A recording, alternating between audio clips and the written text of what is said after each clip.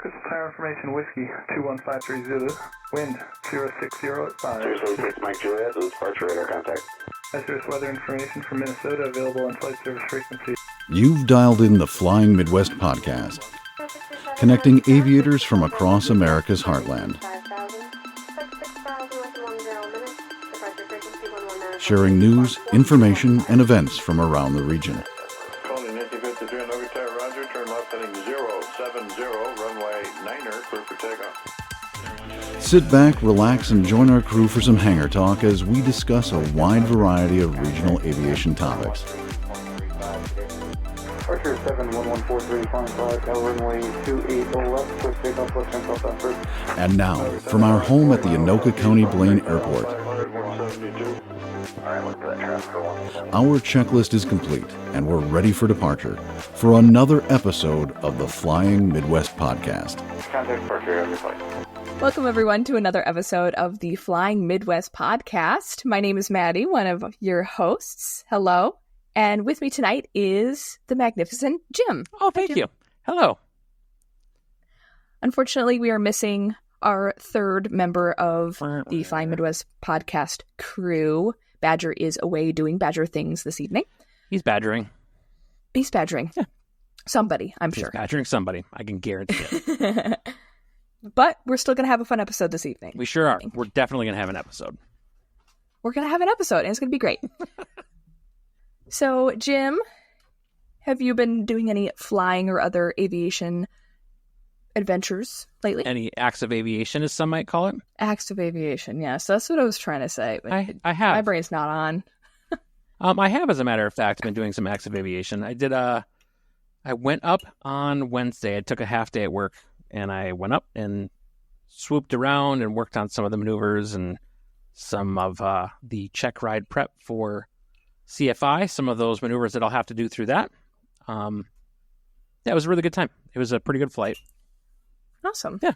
And it wasn't, before we went, I looked at the sky. I'm like, ooh, those look like angry clouds to the north.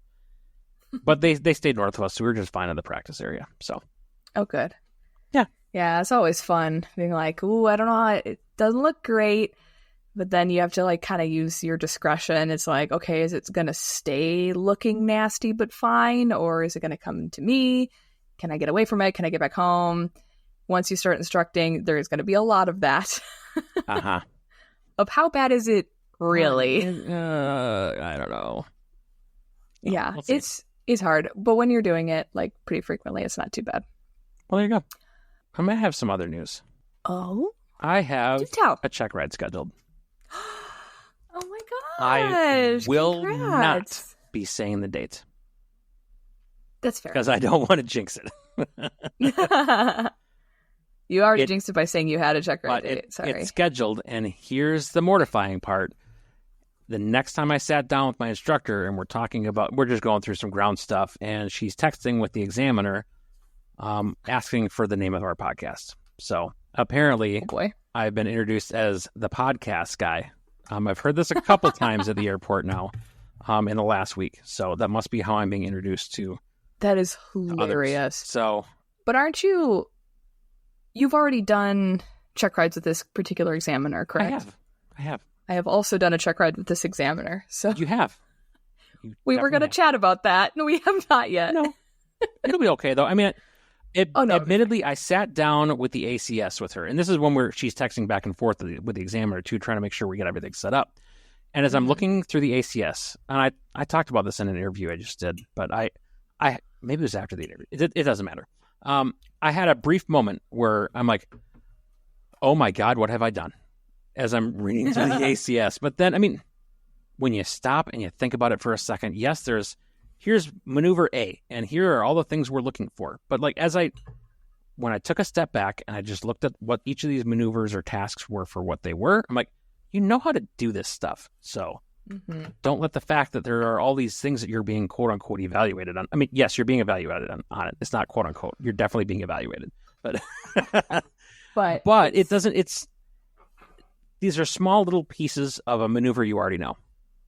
Exactly. So it's nothing new. No. Except for the demonstration maneuvers that you haven't done yet, or that you haven't demonstrated yet. I Yeah, everything's normal. We did work on the demonstration maneuvers on Wednesday, and they felt okay. Oh, fantastic. So I didn't feel too bad about that. I'm just saying, you've done them all before on separate ratings, and you just have to know the intricacies of them now. Yeah. There's that one maneuver that they changed up a little bit for the CFI check ride for Correct. the minimum controllable airspeed and all that stuff, and you lower the nose a little bit, and you can note the degree that you drop the nose and the airspeed change and any altitude that you drop. So. Yeah, really, in looking at it, it makes so much more sense than just demonstrating slow flight. While it's not as cut and dry, like you get set up and then you're in slow flight and then you can maneuver in there. Yeah. While that's a good demonstration, it doesn't with the minimum controllable airspeed. And it's more than that. It's showing different degrees of drag and what like flaps do and stuff to your stall speed and stuff. It's a great demonstration and it makes a lot of sense. So I'm happy that it's part of the curriculum in my opinion. Yeah, but the thing I liked about it is after you've demonstrated, like, all right, you're at your stall speed, you're talking through the different, indications of a stall, right? And then you lower the nose a little bit and you let the airspeed build up. I like that a bit better than, I still think it's important to demonstrate full stalls, but I think that that's also important to demonstrate how little bit of a drop in your nose is going to get you back into your flying condition again, where you're not super, you're still slow, but that little bit of a drop is going to take you out of that stall configuration. Recovery from a stall doesn't have to be a big thing. It's literally just getting away from the critical angle of attack. Yeah, absolutely. That's it. Yeah. Have you done the flying leaf stall? Oh, yeah. I hate those. But I actually like it. Yeah, that's all that is. Not even. I like the falling leaf. It was kind of fun. Well, yeah, I'm going to retract that statement because that's not true. You're still in a stall then.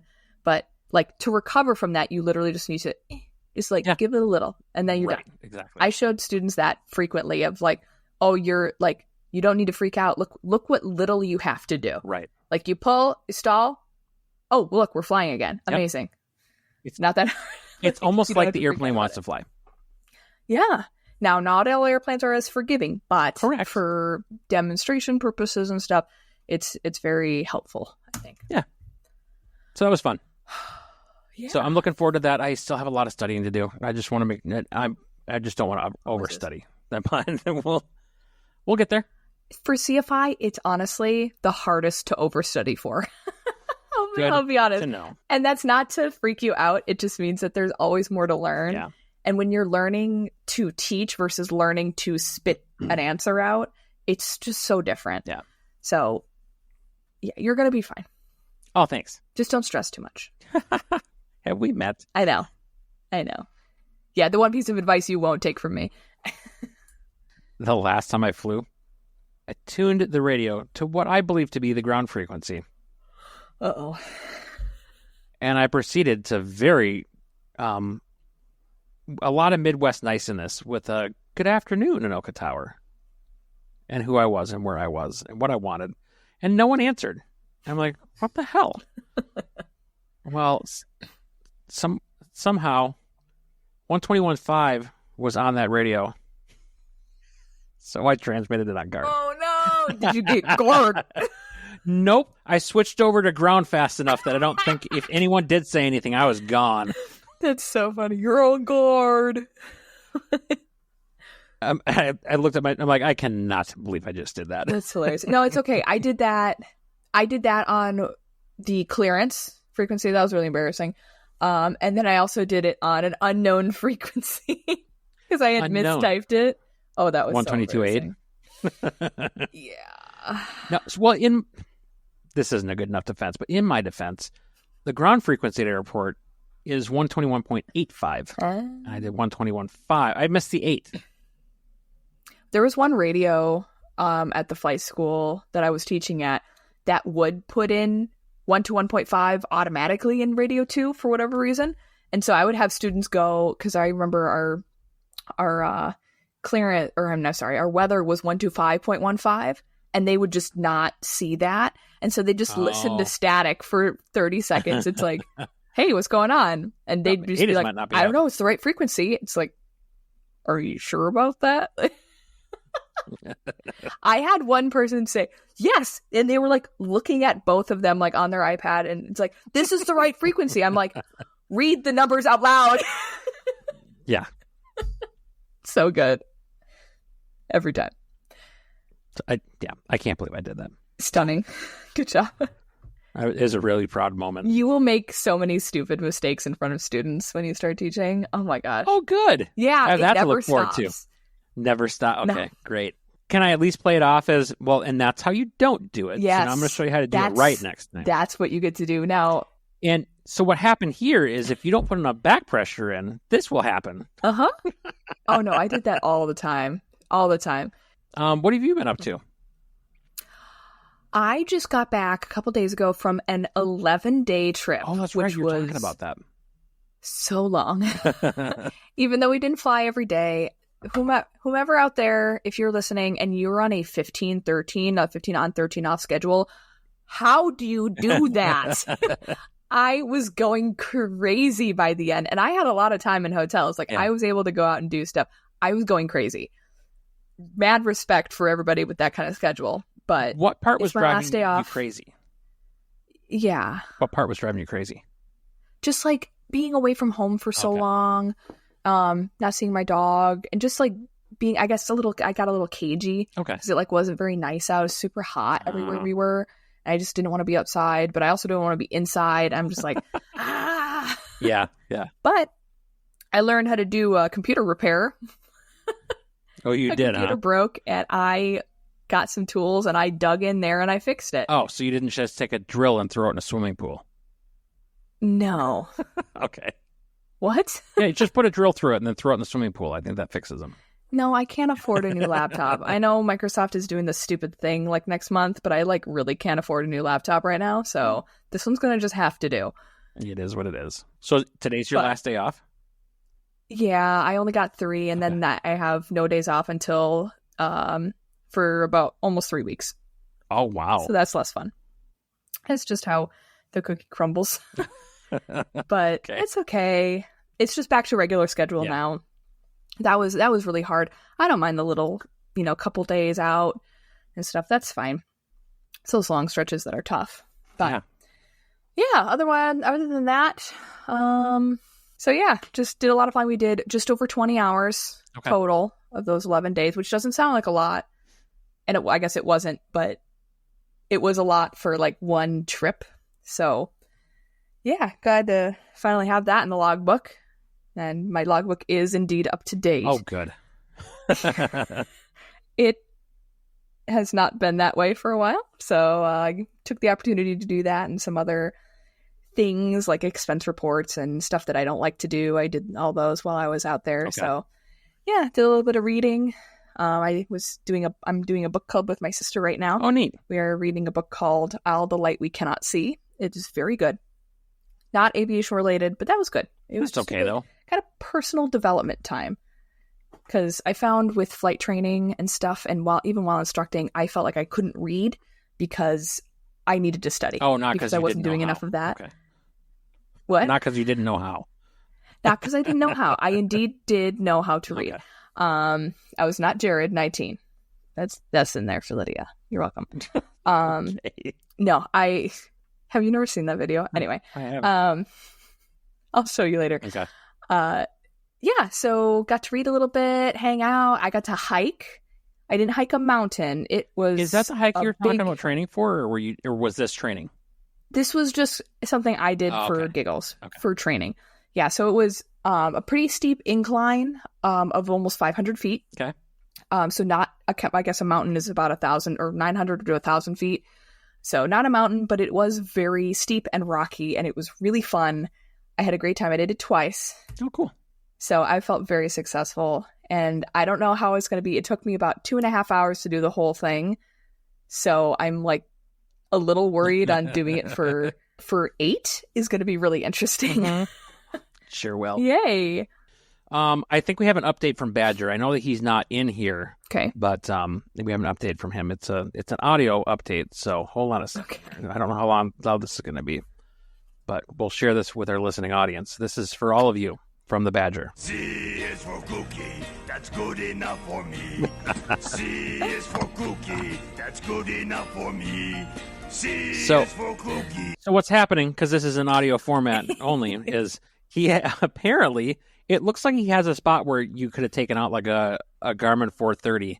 So there's an empty like slot in his avionics, and he has a cover over it with his sticker, and he pulls out a tray of the biscotti cookies. Biscoff. Oh, I'm sorry. Biscoff. Why did I say I biscotti? have no idea. Is that a thing? Yeah. What They're makes it things up? Italian, like almost wedges, and they're usually dipped in chocolate. You have them with coffee. Oh.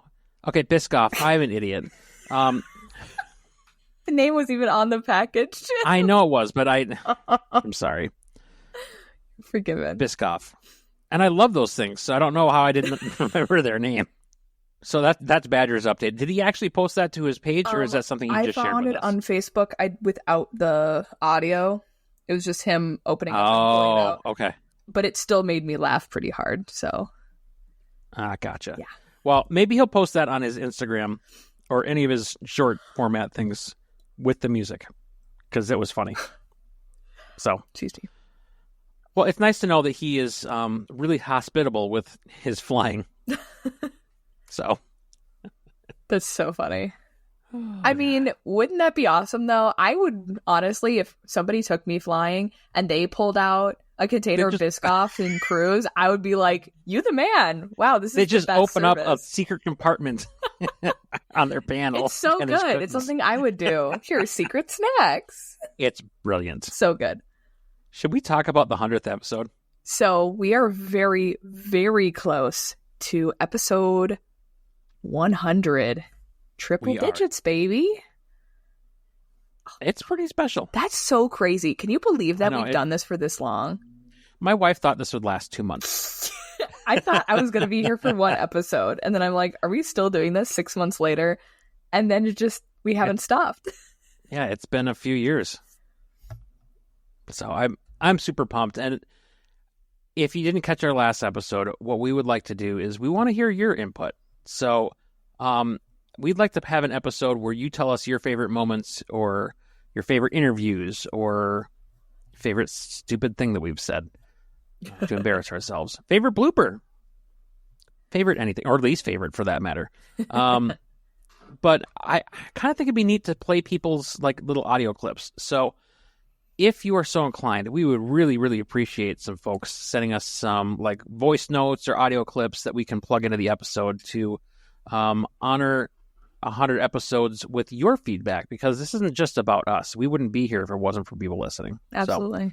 So, we want to hear from you. We want to celebrate you for helping us get to this milestone. So please send us some stuff over at flyingmidwestpodcast@gmail.com. Does that about cover it? I think that covers it. So maybe we'll also get some surprises from some former guests. We're going to maybe reach out to some of them and see who we can get to say hello. Sweet. Yeah. Fall is right around the corner, you guys, which means It is. I think the Midwest is already experiencing this. I am not experiencing this yet, unfortunately, because I am now in the South, but it's getting cooler. So you guys should absolutely head to our website, flyingmidwest.com/merch, and get yourself long sleeves, hoodies. We've got quarter zips, and we even have beanies. So take a look. We've got Badger stuff on there as well. And for We do. the other podcast that shall not be named, I'm just kidding. Yeah. Do you have the transition or no? Are you still We have using- Aero Exploration stuff. We Exploration, have sorry. Badger Pilot stuff. And then we have this other one, the Flying Midwest podcast. We have some stuff for that too. Oh, really? So, yeah. Oh my we sure do. gosh, wow. So go take a look. If you act now, I put up a promo code for our wonderful, faithful listeners. If you act now with coupon code COLD20, you get 20% off your order. Wow. Mhm. That's super exciting. All So right. go get your merch because it's about to get cold up in here, but you can stay cozy on your flights with Flying Midwest merch. Correct.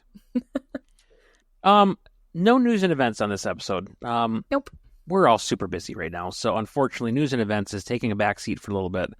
We'll see when it comes back. Maybe sometime in the spring when we have a little bit more time on our hands, but It is also no longer pancake breakfast season. So it's not. what kind So, of events are there really?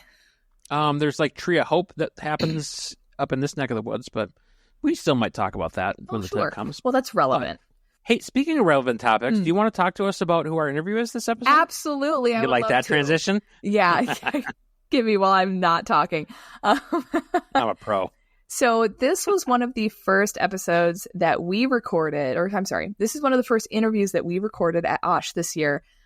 It was a chance meetup. It was a gal who just messaged me on Facebook and said that she had something special that she brought to Osh. And I was like, absolutely stunning. Let's go check it out. Let's go check it out, take a look, and meet with her. So her name is Gayle Green. She flew in her father's 1946 Beechcraft Staggerwing that has been at Osh for the last 50 years, which is pretty cool. So unfortunately, he has since passed, so he did not make it out, but she is continuing his legacy. So without further ado, here's Gayle.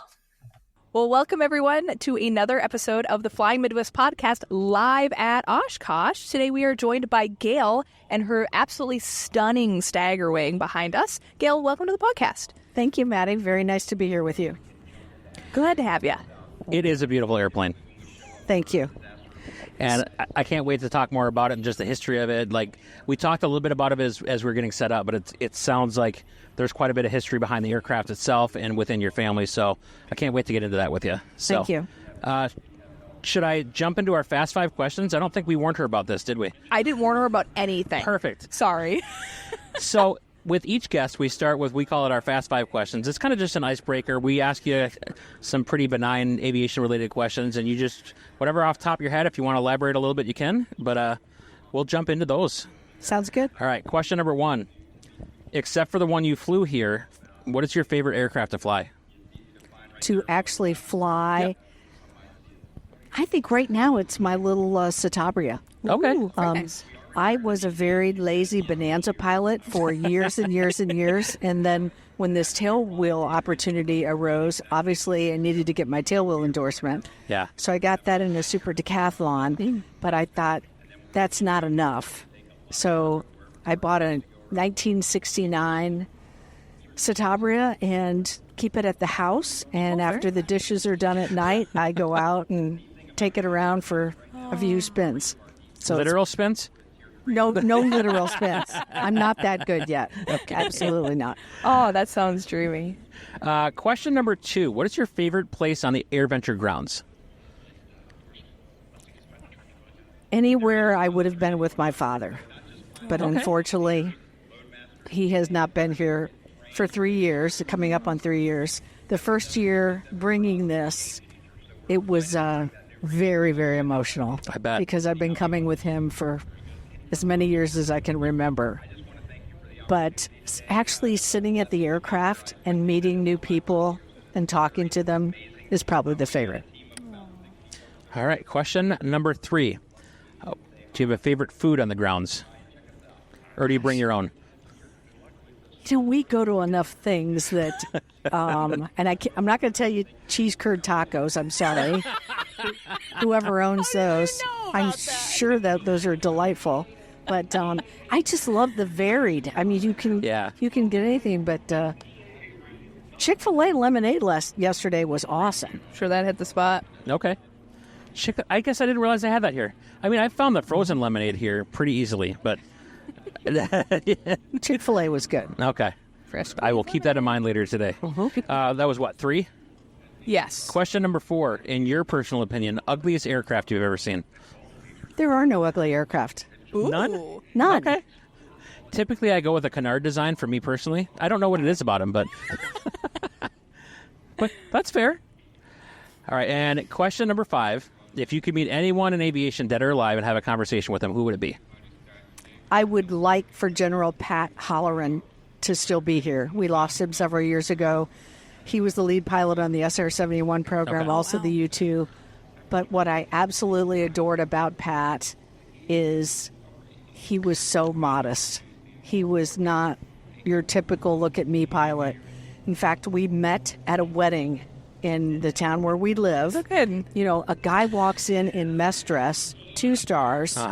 That's going to get your attention. I'm curious, Yeah. you know? Oh, for sure. So I happened to be in the food line with him, and we started talking, and I was like, gosh, glad you're here, Air Force, what'd you do? Well, I flew. I mean, it took me, I think, 3 hors d'oeuvres to get out of him when he actually flew. And he wasn't being, I think, dismissive, but he said, oh, you've probably never heard of it. It was an aircraft called the Blackbird.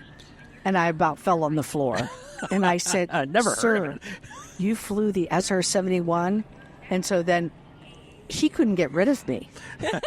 I mean, he came as a single, and so we became absolutely dear friends. He was good friends with my father, and we'd meet him here at Oshkosh every year.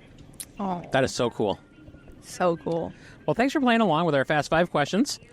I passed, so I get to go on. You pass, so you get to go to the next round. Yeah, you know what? We haven't used that before. I think we're going to keep that going. That's hilarious. You've passed the Fast 5. You've advanced to the next round of real questions. Right.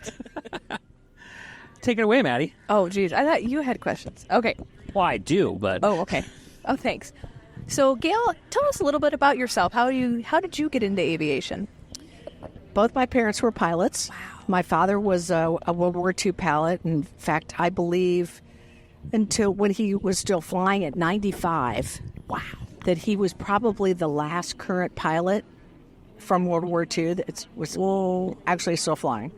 And he and my mother met at the Mansfield-Lahm Airport in Mansfield, Ohio. She flew in, I believe, in a Swift. He took one look at her, and as my brother Jeff says, it was love at first flight. Aww. And so, of course, they worked their way up through aircraft.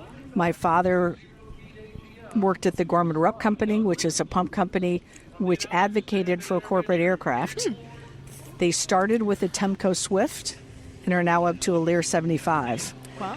But the primary purpose of those aircraft is service. Then sales. Way down on the list is any executive travel. Okay. Very cool. So when did you start flying? I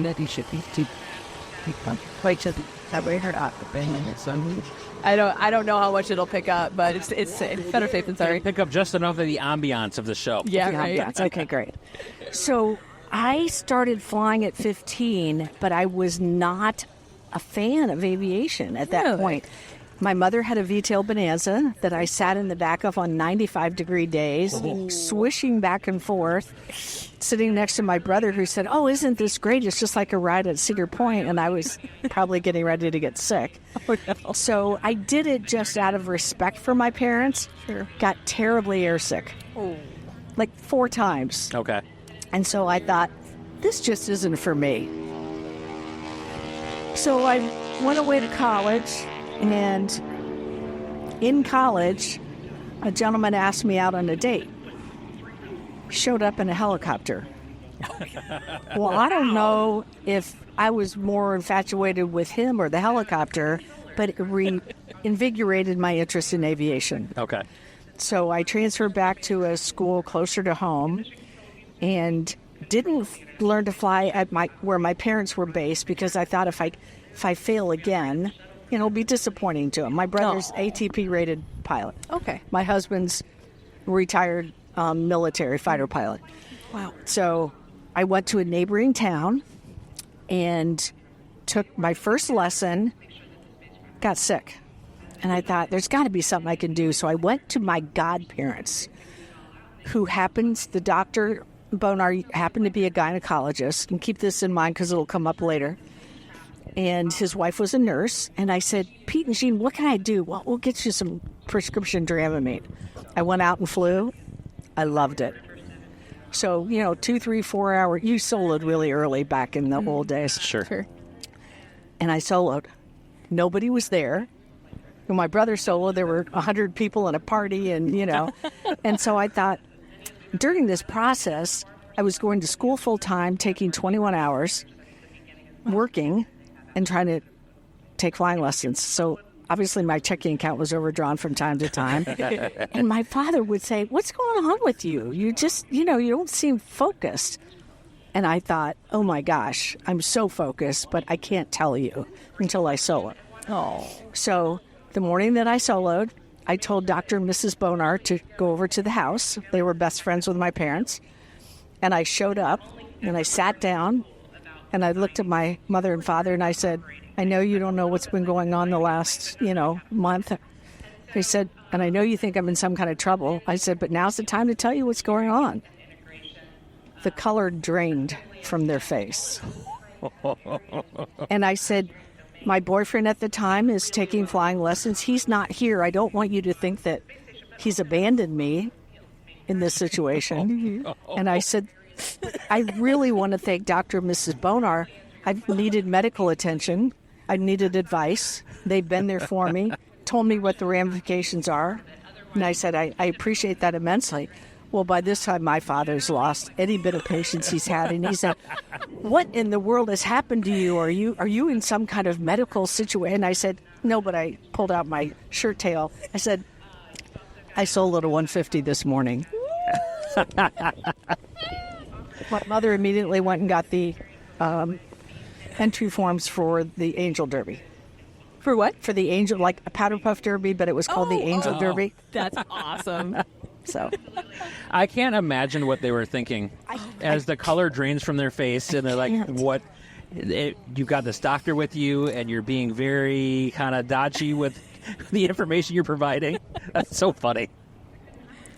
You have to do it. That was one of my father's favorite cocktail stories for years. I bet it was. That's a great story. Fantastic.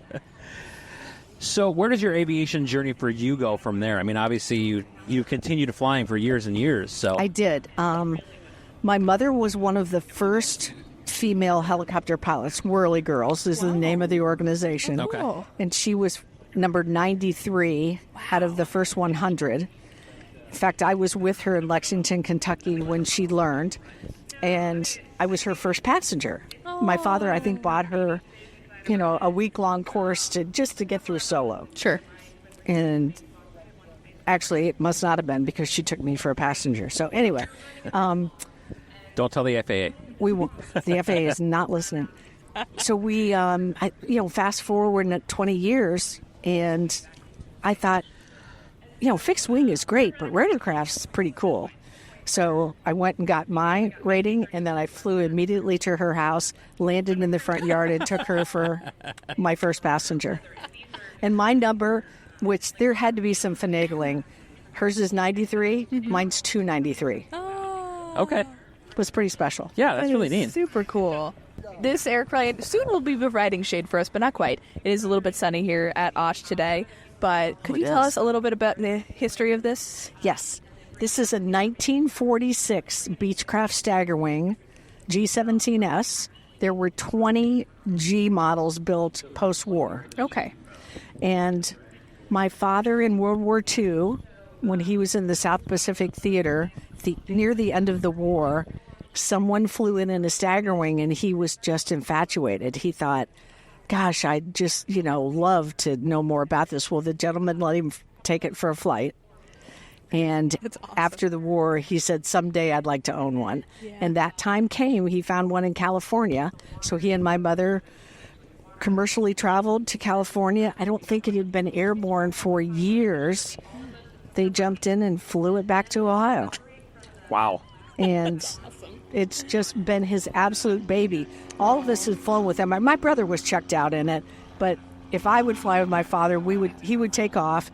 Then he would roll the yoke over and give it to me until we were 10 minutes out from the airport and then roll it back. I mean, none of us wanted to do anything to damage this aircraft. Sure. So it was exclusively his. Okay. There are probably 50 to 60 Staggerwings still flying. Really? Okay. All the models. And the best place to learn about Staggerwings is going to the Beechcraft Heritage Museum in Tullahoma, Tennessee. KTHA is the identifier. Every October they have the beach fly-in that I think I told you about. But you could go any time of the year and visit it. It's a wonderful museum. So your father's flown this aircraft to AirVenture for years, right? Absolutely. And, I mean, all the way back to Rockford, is that right? Yes. Okay. My Tell us father about was that. on the EAA Foundation board. Okay. Wow. He was the treasurer for many, many years. Wow. And actually, he and Steve Whitman, along with the powers to be on the boards, we're in favor of moving this to Oshkosh. It was never a slam dunk to move it here from Rockford. Okay. But I think we can all agree that it's been a successful move. Oh, I hazard a guess. Yeah, I think it's been great. So was this like an every year thing? He was out here. I mean, were there breaks or? No, I think he was here every year for 50 straight years. Wow. I mean, that's quite the track record of making it to the show every year. And I assume displaying the aircraft every year? Or? Yes. Okay. He flew it, I believe, every year except maybe the last of the 50. Okay. Mike Toman flew it up the last 50, the last one. And who is that? Wow. Mike Toman is the guy that's teaching me to fly it. Very cool. He is the podcast hasn't heard about it yet. Oh. That's why I'm asking you again. Okay, Sorry. Mike, T as in Tango, O-M-A-N, based out of Isocalt Lost Nation Airport in Ohio. It's a lake executive. Okay. And he has a charter business there. And the Staggerwing spends some time there because it's easier for me to jump in the Bonanza or the Satabri and fly and go up and fly with him. Sure. But he has a plethora of information regarding Staggerwings. In fact, if you see other Staggerwing owners, they'll migrate their way to Mike because he knows what's going on. That's awesome. So cool to have those valuable people who are just a wealth of knowledge and In fact, experience. this gentleman with the Waco, which, by the way, is not vintage, and we kid him, we're going to get him kicked out of here. That's a 2006, I think. Okay. But nobody's going to tell it. He owns He owns two Staggerwings. Okay. John Berenson. That's fantastic. No one's going to question him. Okay. That's funny. People are over there taking pictures and stuff, so It's beautiful. it's a lovely airplane. But now we know it's a fraud, so I is don't know a how to fraud. feel about this. It's an imitation. Imitation. Okay. That's actually, That's a better term than fraud. yeah, It's still a Waco. It's just not a vintage one. right. Exactly. So you've taken over flying the aircraft here every year. How many years have you been flying it now? Well, Mike and I have been coming up because I don't have that many hours in it, and this is not a place I want to roar into. But it sounds like he's going to have a Beaver on floats next year, so I got to get my act together. Okay. Maybe we can come in formation. But the problem with this is it wasn't flown a lot in the last few years. So when I started flying it, every time we'd be like, okay, let's solo, something would break. And I mean, something serious. The bearings on the cross shaft. We had to pull the engine twice. Oh wow. Oh, wow. Once for the mounts, which was normal. Yeah. But, and then, the gears, that bicycle chain doesn't always go up and down like it's supposed to. And I need a few more hours. Okay. I flew it into Tullahoe, the left seat, because there are no brakes on the right side. Okay. So, I mean, you're On your own. soloing, Yeah. other than somebody saying, oh, more left rudder. Right. So how is it to fly? She is honest as can be. Yeah. But when you take off, when you take off and lift up, you need to get that gear up. You've got 100 mile an hour or knots. I should probably know the difference for that, to get the gear up. So you're doing, you're pulling that up. You're coming back on the power. You're coming back on the Oh, wow. Keeps you busy. You're doing things right now. Yeah. So do you find it airplane? I always find it so interesting how all these airplanes keep ruining our podcast at this air show. So Adding to your podcast. adding to the ambiance, that's right. And now I forgot my question because I had to be a smartass. So it was a good one too, and it just poof. That's all right. You'll think of it. I will eventually. I'm trying to think if I can pick up the pieces. Just the telekinesis or whatever between us. That's moving things with your mind, I think. But close enough, I Close guess. enough. You're right, it is. You guys are hilarious. Oh, thanks. We're a hoot. It's what we do. Yeah. So, Go ahead. I guess, what is, aside from it keeping you pretty busy, what do you think is the most unique part about flying this airplane? That it was the first corporate aircraft. It is so cool. Walter Beach decided that, you don't need to sit outside and you can be inside with a leather interior and go relatively fast. Yeah. So I think that's what fascinates me the most about it. But that it was my father's. That's the connection. Yeah. That's so amazing. It's like a did- member of the family. It is. Yeah. I did remember my question. Oh, fantastic. You were talking about, like, when you lift off, you got to get, like, on the gear, like, right now. So is it just in the critical phases of flight that you have to like really be on top of the aircraft, or is it even during cruise that you have to stay on top during of cruise things? you can, but she does not have an autopilot. So, I mean, you're flying her Yeah, you're all the hand-flying time. it. But you know what? If you're a helicopter pilot, it's what you're in a recip. That's what you're doing anyway. Okay. Sure. So it's not that. I mean, you get her trimmed up, and she's very nice. But critical phases obviously are takeoff and landing. Yeah. And then, I mean, you talked about it being faster in those stages. Is it, for like a novice, is it really kind of a steep learning curve to make sure you don't fall behind the aircraft, or is it? I think for me, because I didn't have a tail wheel Okay. endorsement. Yeah. You know, if I'd have been like Mike that had flown tail wheel my entire life, that piece would have already been ingrained in me. Yeah. Sure. But I had quite a learning curve to overcome, and I'm still on the curve. That's okay. They do say a good pilot is always learning. Absolutely. I had a sarcastic question. I want to hear this one. No, I can't remember that one either. Oh my This one will God, come back. Jim. I'm He's awful. such a tease. I am. Oh, right? It's infuriating, really. We are an absolute Beechcraft family. At one point, Olive Ann Beach had our family's photograph in her office. No Because they, Wow. started out with a V-tail Bonanza. I had a Sundowner. Great plane. We've had the last Duke ever built. Really? Every King Air you can think of.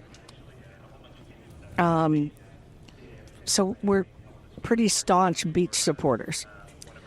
I support you in this. I have a Sundowner as well, so Was that a fun aircraft or what? it really is. When it has an engine on it, mine is the engine is an overhaul right now, so it's a really big glider, but it's a nice plane though.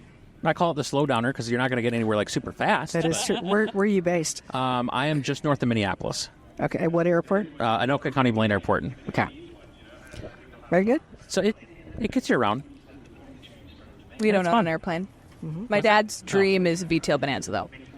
That's the dream. We'll see. We'll see if it happens. It'd There's be a super couple cool. beautiful ones up here. Oh my Near the I'm always Beaver. drooling all over them. Yeah, that one's pretty cool. I haven't gone over to see that one yet. I'm more concerned this guy's going to hit his head on the Waco.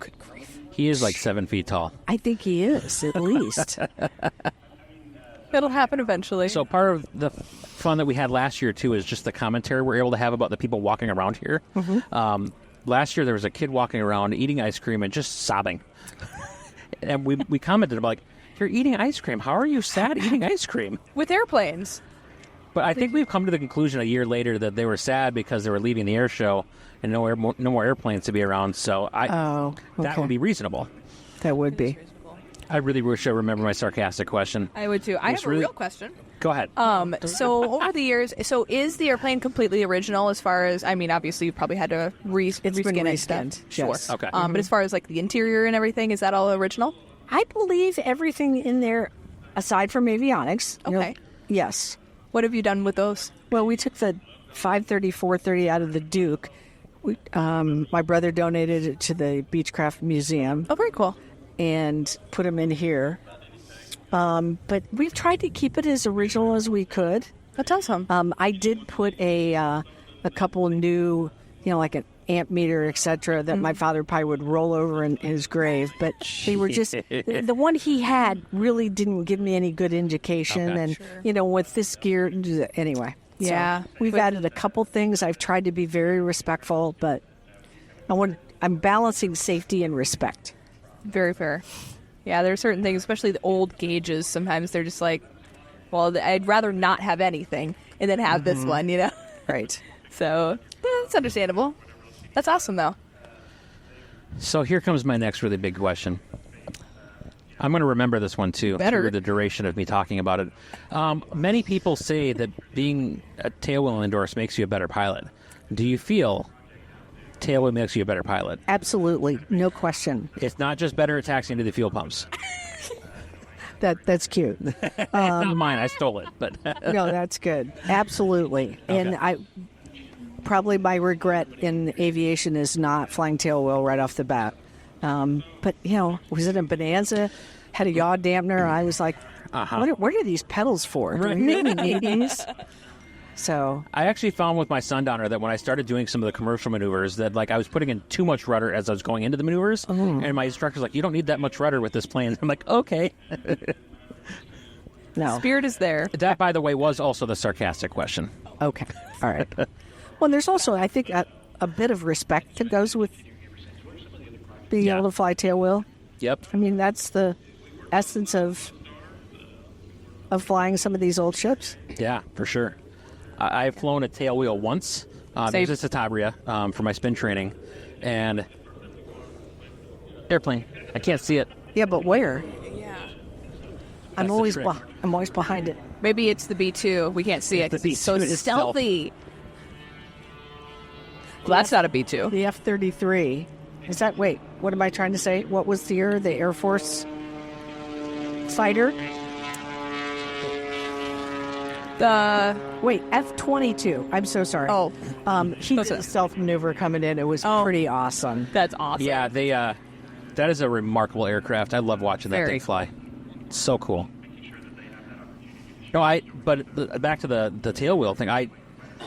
I also didn't necessarily respect like how challenging that is to fly a tailwheel.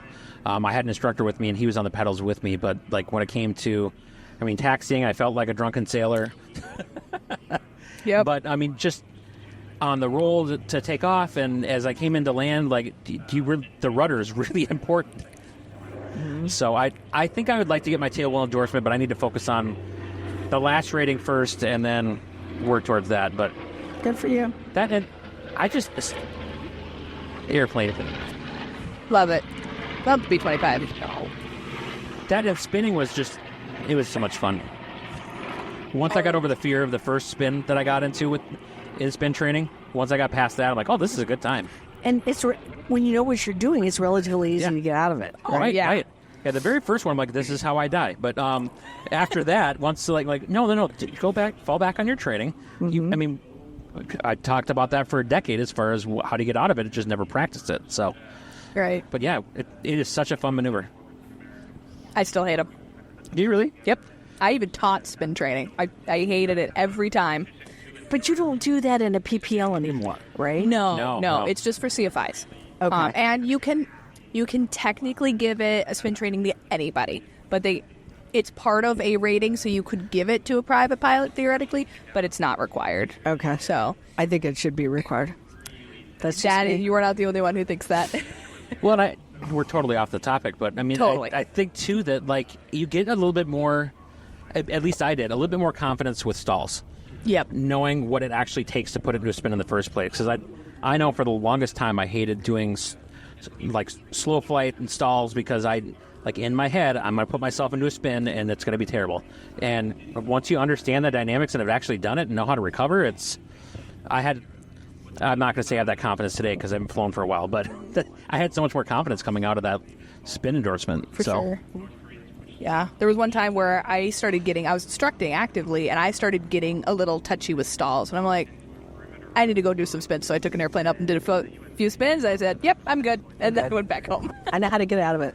Yeah. That's all you need. What else do we want to cover? Anything else? That's a question for all three of us. So yeah. If you have anything else you want to cover, we certainly can. Love doing Young Eagle flights. One of my favorite things. Did you do them in this aircraft? Negative. Oh, okay. Could you imagine if that's your Young Eagle flight? My father did many. Wow. In fact, he started the interest in some corporate pilots by giving them a Young Eagle flight, which That's awesome. Amazing. I don't know how many that he had done, but he had done a lot. But I awesome. love to mentor, and not just obviously young women. Love to mentor kids that show an interest. Awesome. But Young Eagle flights, oh my gosh, I love it. Absolutely love it. And I have one Young Eagle story that I have to share. Sure. Have a child that was probably 7 years old, little boy. You could tell he was not there. He was crazy about going, but his parents were pushing him to go. Okay. Mm-hmm. And so I thought it's best, let's let him sit up front. He's a little nervous. He can sit with me.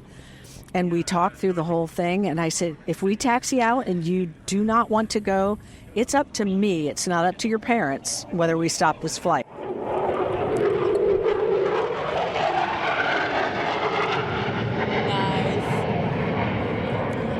Oh, that's cool. Did you see the vapor trails? That was pretty cool. I think it's like he knew we were talking about him a minute or two ago, and now here he is. Is that the F-22? Yeah. Because I couldn't see. Anyway, so we're taxiing out, and he goes, may I hold your hand? And I said, absolutely, not a problem.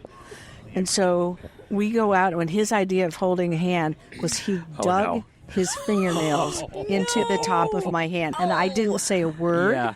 It made him comfortable. Yep. So we took off with one hand, which is what you're supposed to do anyway, right? But in this case, it was necessary. And he would not look out of the windows. He said, I'm petrified. And he said, but we're good. I said, I can make it. And so I started every kind of diversionary tactic I could think of, school, anything. And finally I said, I've got your hand if you want to look out the window. So he looked up. You can see him do maybe not turn his head, but turn his eyes. Yeah. And once he looked out and he saw farm animals and he saw, and then we turned around and I said, I think I'm close to where you go to school. And he looked down, let go of my bleeding hand. Jeez. No. And said, do we have to land? And it just made my day. Absolutely made my day.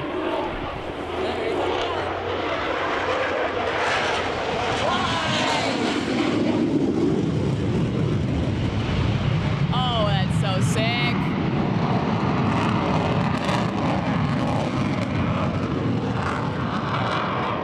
I mean, I feel like he's just showing off now. Maybe a little. It's like, give it a rest. Yeah. Right? I guess I would too if I flew an F-22. Oh, my belt. We had a young man from Mansfield that just super pilot. His dad was very engaged, and Rich wrote him a letter of recommendation.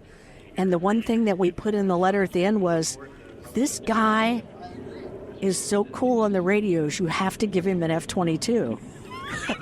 Guess what he just got assigned? F-22. An F-22. Yes! That is so cool. Amazing. That is so, so cool. Oh, wow. Well, do we want to go to the last question of our episode? We have... This is it's actually my question, so I'm about to read it. She's going to run it. Yeah. And it's a question we ask everybody, so don't worry. It's not the worst thing you probably ever I thought you were heard. going to say, we ask everybody this, don't feel special or something like that. I'm like, that was going to be... Like, that's not rude. mean, but not that mean. Golly, we have a guest. Okay, Gayle, as a longtime pilot, as a generational pilot, what is your aviation unpopular opinion or hot take? Gosh, that's something I really can't answer. I don't have... And I will, since you ask it, you're a female. Yeah.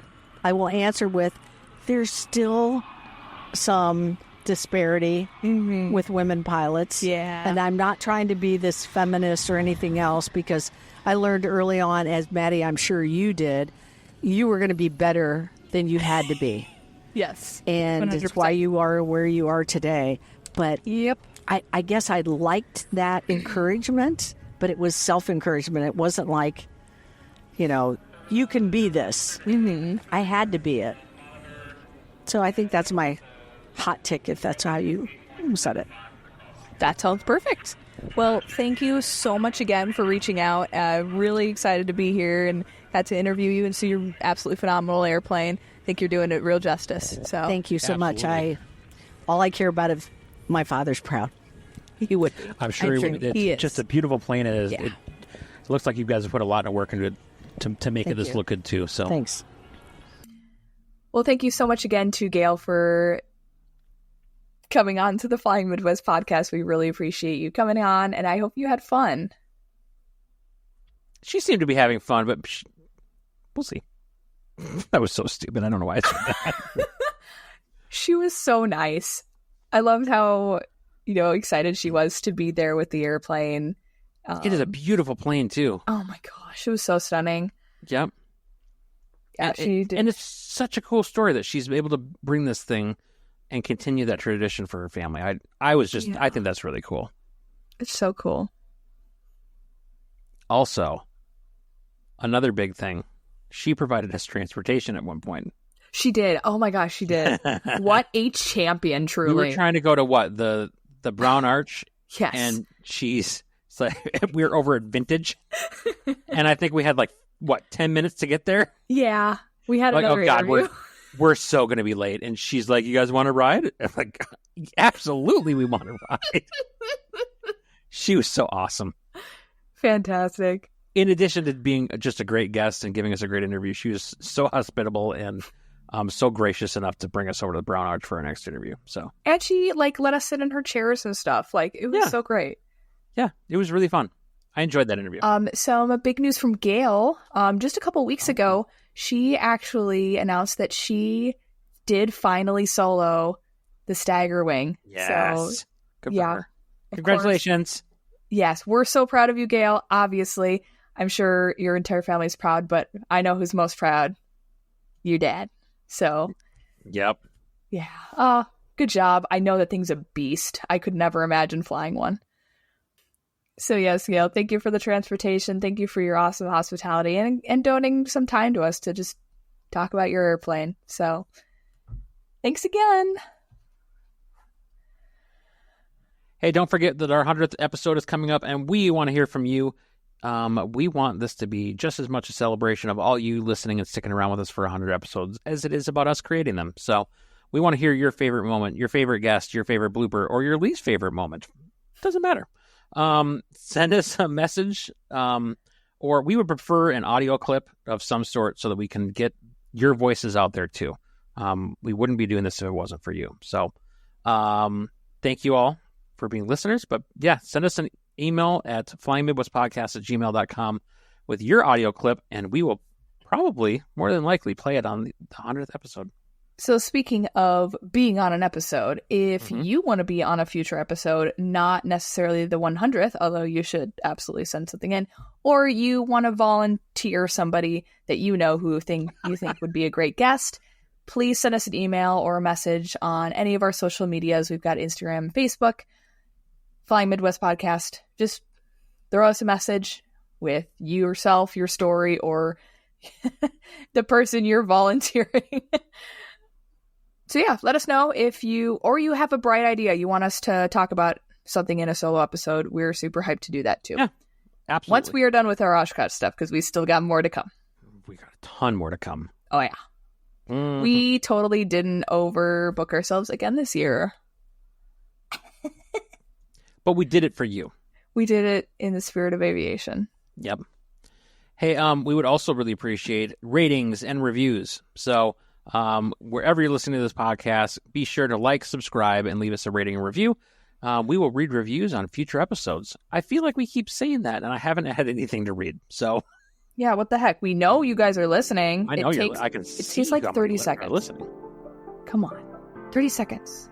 We'd love to say some of your silly reviews. So yeah, if you feel like being silly or serious, we want to read it. I think one of my favorites still is, you're the best regional aviation podcast, but you are also the worst. On account of being, as far as they knew, the only regional aviation podcast. So. Well, we've yapped long enough. We have. But thank you all so much for listening. We hope you enjoy this episode. And until next time, see ya. See ya. Push 536, contact Minneapolis Center 132.35 today. Thanks so much for joining us on the Flying Midwest Podcast. Until next time, podcast service terminated, squawk VFR, frequency change approved. Good day.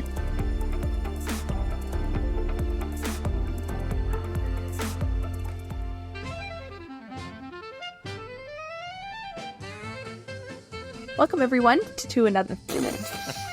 Yeah, let me stutter in the first 10 seconds. That was a great start. Yeesh. All right. I had a softball game last night, and I got an out, and I hit the ball. Very exciting news for me, because last time I played, it was not that smooth swimming. You got an out as in... I got somebody out. Oh, not like you just got out, because that's not as impressive. No. No, I got out. I struck out the last time. That was really embarrassing. Okay. I'm on the company softball team. If we have a doubleheader next week, so go Jets. Woo! Really? Jets? I did not come up with that. That is, I have a uniform that says Jets on it. It's amazing. I'm going to try my best not to be judgy. Where were we at? We were talking about your flying. Yes. No, we were talking about my softball game specifically. But I was done with that. Oh, yeah. And the Jets. And then I rolled my eyes at you. I didn't name it. I don't know who did, but... It's okay. It's totally fine. Probably. Sorry, I got attacked by the Ons. Oh no. It just started, so it must be gym inspired. Are you pointing at me? Sorry. I am kind of. Okay. You can keep expanding. I'm just, unfortunately, he's got questions. My questions have left the building. They're I gone. didn't write them down this time. no, We should have, but We're a real, I promise we're a real podcast. I think this is going to end up on the black market, but that's all right. Well, another huge thank you to Gayle for joining us on the Flying Midwest podcast. It was so fun having you on and learning all about your father's airplane. And we do have some exciting news that I hope she's cool to share. I need to shut up. Hey, why don't you announce that's that? not how podcasts work. Can you cut that at a good spot, do you think? Or should I just try that again? I think you should try it again. See, you can't just not talk because it's a podcast. No, but you can talk. I can't shut up. There's a difference.